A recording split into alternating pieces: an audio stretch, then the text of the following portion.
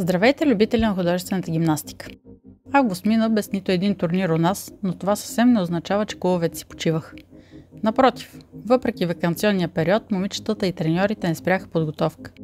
Септември започва динамично, защото ни очакват цели 9 състезания, а част от тях ще бъдат и последна проверка преди Държавното първенство за ансамбли, което се състои в началото на октомври. Така че този месец със сигурно ще видим повече ансамбли в различните възрастови групи. Преди да преминем към календара, няма как да не се върнем за малко към световното първенство в Рио. България живя едно истинско сребърно световно. Иляна Николова спечели сребро в многобоя.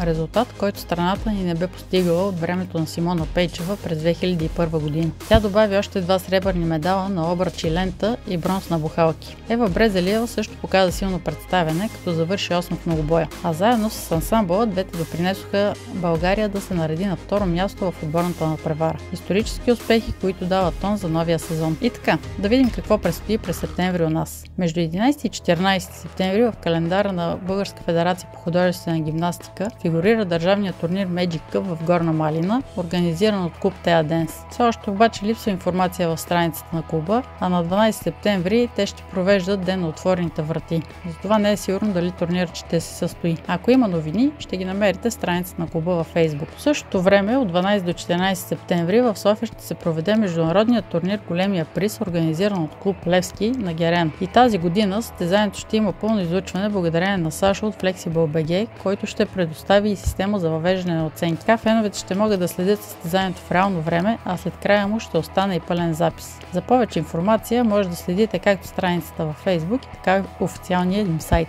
Паралелно с Големия приз в Стара Загора ще се проведе международният турнир Импала, организиран от едноименния клуб.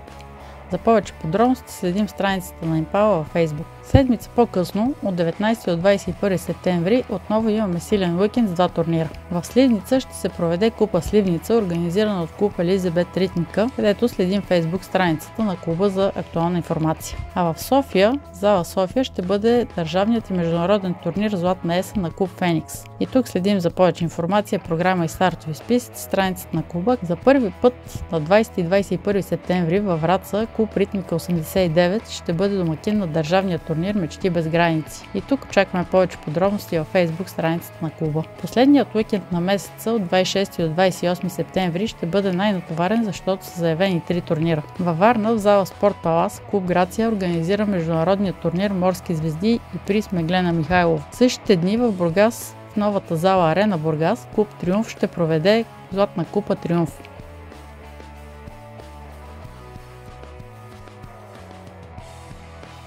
И паралелно в София клуб Локомотив организира турнира Golden Cup Локомотив и приз Иляна Раева, макар че този турнир не е включен в календара на Българска федерация по художествена гимнастика. Следим страницата на клуба, както и платформата Axis. Това означава, че в края на месеца ще имаме събития в 3 различни града, което е показателно колко активен е септември за гимнастиката у нас. Надявам се този месец повече турнири да имат и онлайн излъчване, защото ще бъде интересно да видим не само индивидуалните изпълнения, но и ансамблите на клубовете преди голямото държавно първенство през октомври. Септември поставя началото на интензивна поредица от турнири, които ще продължат чак до края на годината и ще ни донесат много емоции. Ако видеото ви е било полезно, абонирайте се за канала, харесайте го и го споделете с приятели. Така ще сте сигурни, че няма да пропуснете нито едно важно събитие от света на художествената гимнастика. До скоро!